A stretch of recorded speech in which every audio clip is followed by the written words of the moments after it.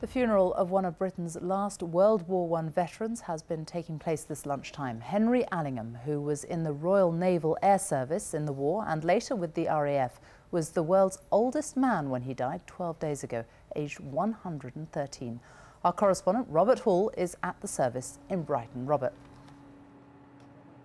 Sophie, Henry Allingham loved this part of the south coast, and I think the level of affection locally for him was illustrated by the hundreds of people that crowded into this churchyard, joining members of Henry Allingham's family, senior officers from the armed services of Britain and France. Now, I met Henry on several occasions. I know he would have been embarrassed by all the fuss. He often said so, but nevertheless, he would clearly have been delighted to see so many friends here to say farewell. Daniel Bircher reports. The final farewell for one of the last veterans of the First World War, one of the last links with a chapter of history, a man who helped make sure the cost of that conflict would not be forgotten. And in their hundreds, they have come to pay tribute to honour his passing.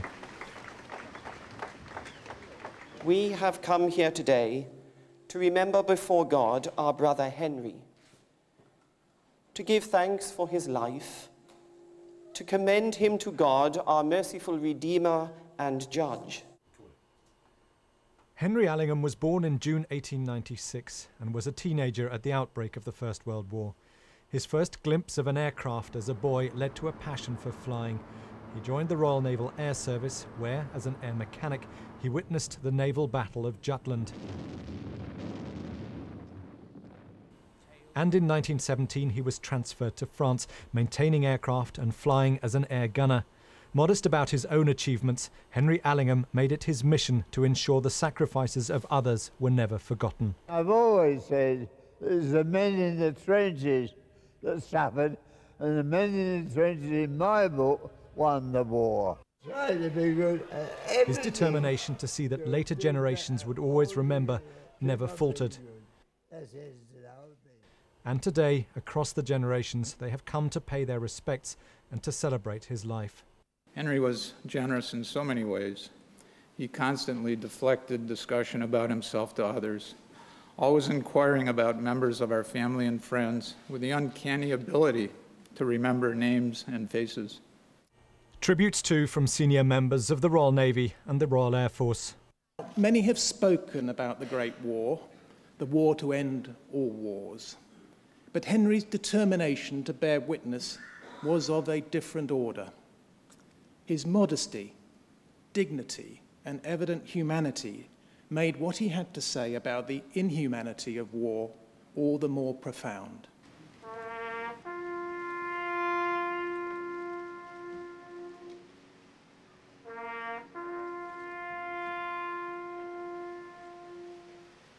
Following the service, 2 buglers sounded the last post, and then as 5 replica World War I planes took to the skies, the bells of St. Nicholas Church tolled, once for every year of Henry Allingham's long life.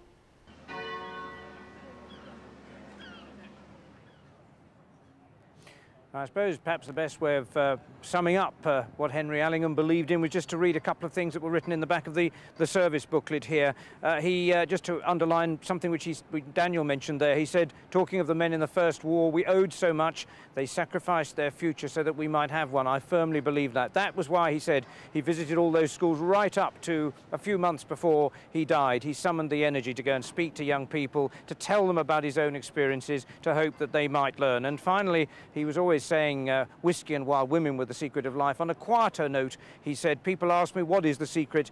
I don't know. He said, I've done it. I just say I look forward to another tomorrow. And that was the spirit, really, that Henry Allingham showed through to the end. But now his friends have said farewell to a modest man whose parting words, according to his grandson, will always be good. Sophie. An extraordinary life. Robert Hall, thank you very much.